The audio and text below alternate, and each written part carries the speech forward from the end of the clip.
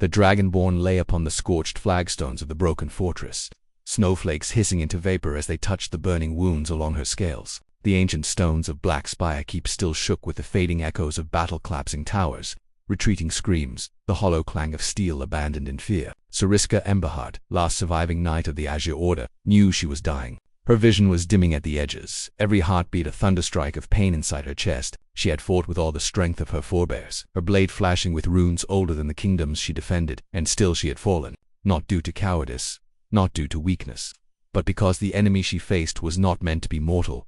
The immortal warlord had taken everything from her comrades, her order, even her confidence. He had crushed her sword in his gauntlet fist as if shattering glass, then driven his blade through her armor with a voice like iron grinding across a tombstone. And though she had wounded him, though she had forced him to bleed for the first time in centuries, the difference in power had been too great. She lay in the ruin of the courtyard, smoke and frost mixing in the air, watching as cinders drifted past the shattered banners of her people. So this, she whispered through cracked lips, is how my lineage ends.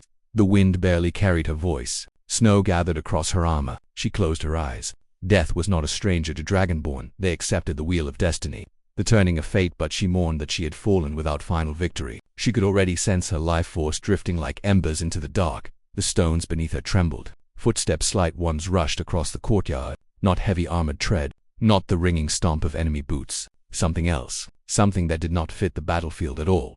A voice spoke, breathless and irritated. "Oh no, you don't. You are not dying before I get you patched up." Sariska blinked open one eye. Before her stood a human barely armored, suit-smeared, wearing brass goggles that reflected the lightning still crawling across the storming sky. He carried not a weapon but a large tool harness strapped across his chest, its pockets filled with crystals, metal rods, glass vials, and mechanical components that hummed faintly with energy. He crouched beside her, wiped debris from her wound, and muttered, "This is worse than the reports said." "What did he hit you with?" "A siege engine powered by demons." Sariska stared in disbelief. "Who are you?" He didn't look up as he unrolled a metal case and began pulling out instruments no battlefield healer would recognize.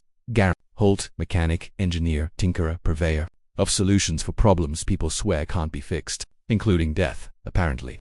He placed something warm over her wound, an alchemical plate, glowing with arc. Pain surged through her body so powerful she gasped and her claws dug into the stone. But then the pain shifted, became manageable, softened, as sensation returned to her limbs. "You should not be here," she growled weakly. "The fortress is lost. The warlord is coming back," Garen interrupted, applying shimmering thread across her wound and sealing it with a device that pulsed with blue heat. "Which is why I need you alive, preferably standing, preferably angry." She stared. "You are a fool." "True," he said, striking metal clamps against her ribs to stabilize them. "But I'm a useful fool." The ground shook again, a deep metal roar rumbling across the courtyard. Snowflakes melted in midair. The immortal warlord was returning, drawn back to finish what he had begun. Sariska tried to rise, but her limbs barely moved. "Human, flee." "No," Garen said simply. "You cannot defeat him." His goggles reflected the faint glow of the arc plate as he worked. "Everything can be defeated. If not by sword, then by pressure. If not by pressure, then by understanding. And if not by understanding." He slid a crystal canister into a device strapped to his thigh. "Then by building something that breaks the rules." A thunderclap split the sky. The courtyard's far arch collapsed in a shower of molten stone as the enemy entered 10 feet tall, armored in ruined plates that glowed like magma beneath black obsidian. The warlord's helmet bore a burning crown, and his sword drank the life of the stones it touched, leaving dark veins like sickened roots. His voice thundered like a dragon's death cry. "You still live, dragon. No matter, I shall remedy that, and I will grind the mortal who defies me into ash." Sariska pushed herself up with her remaining strength. "Garen, run." He snapped a latch on the device strapped across his back. It unfolded with a metallic Bloomgear's coils and energy rails forming a long weapon unlike any she had ever seen. The barrel shimmered with pressure fields. Runes within crystal plating pulsed alive. It was as if someone had fused arcane infusion with mad engineering and just hoped the world wouldn't explode. Garen planted his boots and spoke, like he was adjusting a workshop bench instead of facing a nightmare. "Let's see if ancient curse armor can handle modern overload."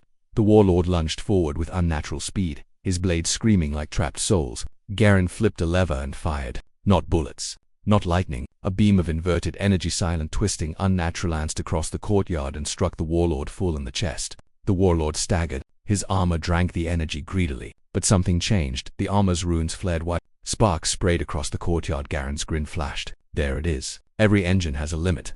The warlord roared, voice fracturing stone. He swung again, forcing Garen to throw himself aside. The blast gouged the floor where he had stood, devouring the ground itself. Human, Sariska gasped. His armor grows stronger by absorbing. Yes, Garen said, swapping cylinders on his weapon mid-roll. But if you make something absorb more than it can contain, it stops being stronger and starts being unstable.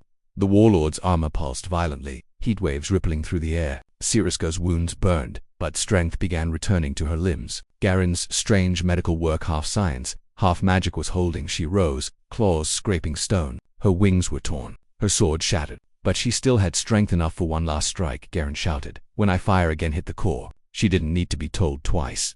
The warlord charged, swinging his colossal blade toward Garen's throat. Garen slid under the strike, yanked a lever, and fired again. The shot slammed into the armor's runic heart, and the armor screamed. Not the warlord, the armor itself. Runes flickered like failing stars. Crimson light turned blinding silver. Sariska roared, gathered every last scrap of strength her bloodline had left, and leaped. She seized the warlord around the shoulders, drove her shattered blade fragment into the spreading crack at the center of his chestplate, and forced it deeper until she pierced the pulsing soul forge inside. The warlord bellowed in disbelief. I cannot die. Sariska's eyes blazed. Everything breaks, even legends. Garen fired one last time. Energy surged into the exposed core, not absorbed, but magnified. The armor's runic circuit detonated inward. A blast of white fire erupted outward and swallowed the courtyard in a burst that shattered stone, vaporized snow, and threw Sariska and Garen off their feet. Silence followed. Garen was the first to move, coughing dust out of his lungs. His weapon lay in smoking pieces beside him. Well, that's going to take a week to rebuild. Sariska groaned, rolling onto her side. Her wounds still burned, but she was alive. The warlord's armor lay cracked and empty, no longer immortal, no longer anything at all. Garen dragged himself to her side. Hey, don't fall over and undo all that work. I only have so many clamps. She stared at him, this strange human who had not run, who had built something insane, brilliant, and effective with nothing but determination and a bag of tools. You saved me, she said softly. You saved the fortress. He waved it off. You were the one who hit the final blow. I just made the opportunity. She looked at him deeply. In my culture, when one saves a Dragonborn life, a bond is formed. Oh, he blinked. Is that a formal thing? Yes, she said with growing seriousness. Ancient binding, permanent. Garen went pale. Should I be worried? She smiled, a fierce, exhausted smile that glimmered through her cracked scales. Only if you run, and I do not think you are the running type. He sat down next to her, staring across the battlefield as snow fell softly onto ruined stone. So, what now? She looked toward the distant mountains where the kingdoms waited, unaware their doom had been halted by a dying knight and a mechanic who refused to let the world break. Now, she said, pushing herself to her feet with slow dignity, we rebuild. Garen gave a tired grin. With hammer or sword? Both, she answered, for a new legend begins today.